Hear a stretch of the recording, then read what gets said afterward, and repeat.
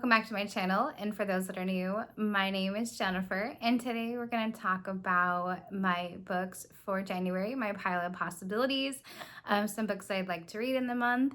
And so let's go ahead and get started. Let's first talk about the nonfiction book that I'd like to read for the month.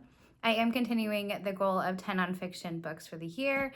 And so the first one I'd like to read is The Dressmakers of Auschwitz. And so this is by Lucy Arlington. This is the same author of Four Red Sweaters.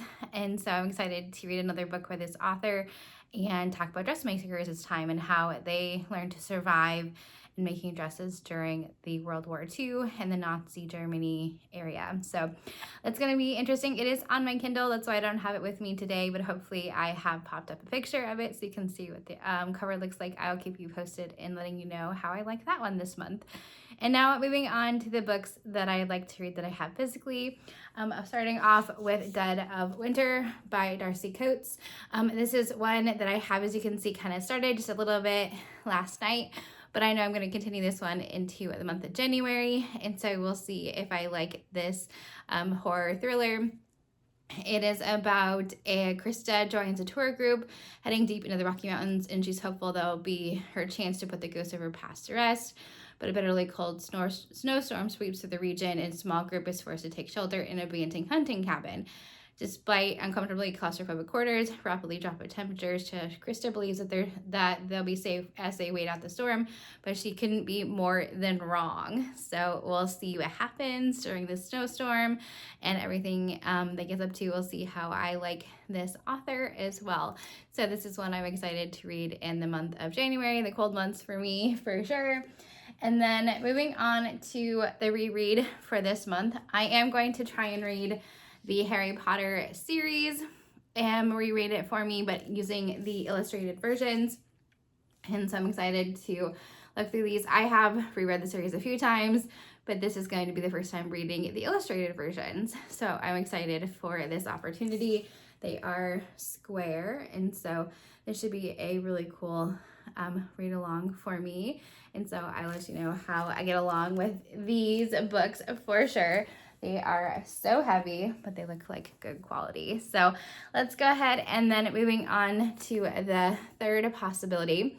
I have returned to Wyldcliff Heights by Carol Goodmann. So this one looks like a great recommendation. I think I got from Krista and Lainey as well. And so it says Agnes Corey, an editorial assistant at a small independent publisher, has been hired by enigmatic author Victoria St. Clair to transcribe the sequel to her 1994 hit phenomenon, The Secret of Wyldcliff Heights. St. Clair has been a recluse since the publication of Jane Eyre-esque book, which coincided with the terrible fire that blinded and scarred her. Arriving in the Hudson Valley at St. Clair's crumbling estate, which was once a psychiatric hospital for wayward women, Agnes is eager to ensue. St. Clair's devoted fans will get the sequel they've been anticipating for the past 30 years. So, and it's basically writing this novel and what they get up to and what they learn about St. Clair. So this sounds like a good book. It continues my theme of asylum and institution books, which I'm hoping to continue in the new year for sure.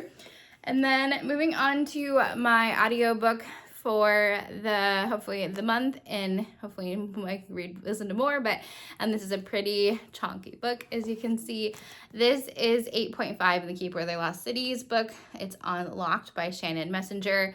So let's see how many pages this one is, since I can't really tell you what is happening in this one for sure, but it has 760 pages. And so another pretty chunky book that I'll be listening to. So it'll take me a minute to listen to this one for sure, but I'm excited to continue the series. I do have a goal for the year to read the whole series and finishing with book 10 when it comes out in November. So that will be an exciting listen to continue on with that one. And then the next possible book, I have the Book of Speculation by Erika Swyler. This is, it looks like a good, interesting read. And so it says, Dear Mr. Watson, I came across this book at an auction as part of a larger lot I purchased on speculation. The damage renders it useless to me, but a name inside it led me to believe it might be of interest to you and your family. One day, a mysterious old book arrives on Simon Watson's doorstep on Long Island Sound. Filled with elaborate scripts, sketches, and whimsical flourishes, it tells of doomed lovers and generations of circus mermaids, in quotes, who has drowned, just like Simon's mother on July 24th, which is just weeks away. And so, yeah, so it'll be interesting to see what this mystery gets up to. It does have beveled edges. I don't really like them. I don't know why they're a thing, but they are. I don't know if it's because they want it to look like an older book because of historical fiction. I don't know, but we'll see what I get up to if I like this one as a book as well.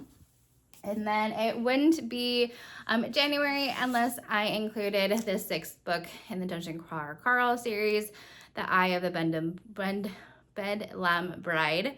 And so, yeah, so you can kind of see that there is an eye and a spider web there. There is Cat, Donut, and Carl, the crawler, and have the skulls down here. So again, it keeps getting bigger and bigger and bigger. So yeah, this will take a minute to read for sure. I am reading this one physically. And so we'll see what we get up to in this 6th book. The last possibility that I have for the month is Adrift by Rob Boffard. This is one of 12 books of 2026 that I like to read. This is my January pick. I'm excited for a science fiction option in this one. Yeah, so I've read this one a few different times, and so if you're interested in what this one is up to, go ahead and check out one of those 12 books in 2026 videos. And so, yeah, so those are my pile of possibilities for January, everything I'd like to get up to. These are some great options in the comments below if you want to share what book you would like to read in January, or a whole list of them, or give me some recommendations. I'd love to hear it. If you're not feeling chatty, give me something that represents January for you. Is it a snowflake if you live in the northern hemisphere like me and it's all cold and snowy, or a snowman, or something along those lines for January? I would love to hear it. If it's your birthday month, share a birthday emoji. I'd love it. And so, yeah, so hopefully you have a great rest of your day. I'll see you later. Bye.